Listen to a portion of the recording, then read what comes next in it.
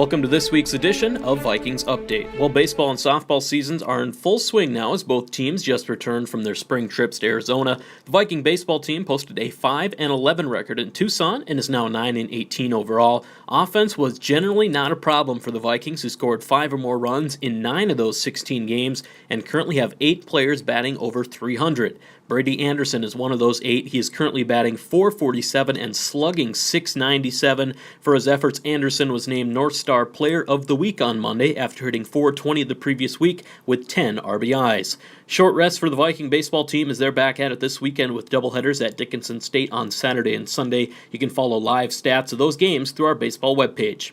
Viking softball also spent some time in Arizona where they posted a 9-9 record, improves their overall record to 11-13 this season, competitive throughout the trip, including a split with Oklahoma Baptist, which is receiving votes in the poll, and a late loss to number 10 ranked Olivet Nazarene after leading most of the game.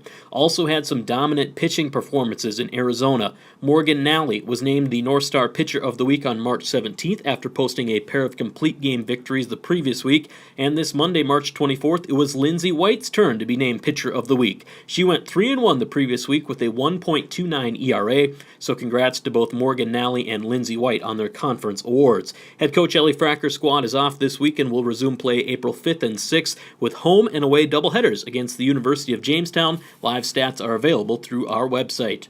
Viking Golf opened the spring season Friday at the Iowa Intercollegiate Championships. Two-day event was shortened to just one round due to cold weather. Viking men shot a .329 total and took 8th place. They were led by Ben Sorensen, 76, which placed him in a tie for 13th. Casey Colmer shot a 79 to tie for 28th.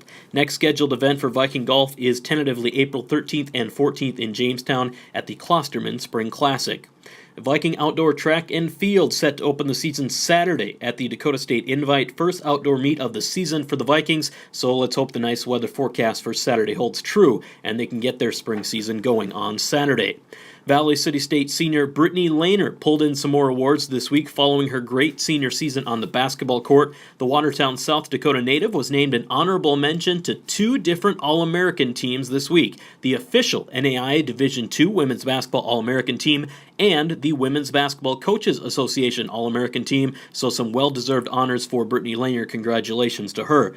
Also, a coaching change to announce in women's basketball. Head coach Kathy Hannock has resigned, the school announced this week. Hannock spent 1 season with the Vikings, posting a 13-12 overall record. Athletic director Jack Denholm said a search for her replacement will begin immediately.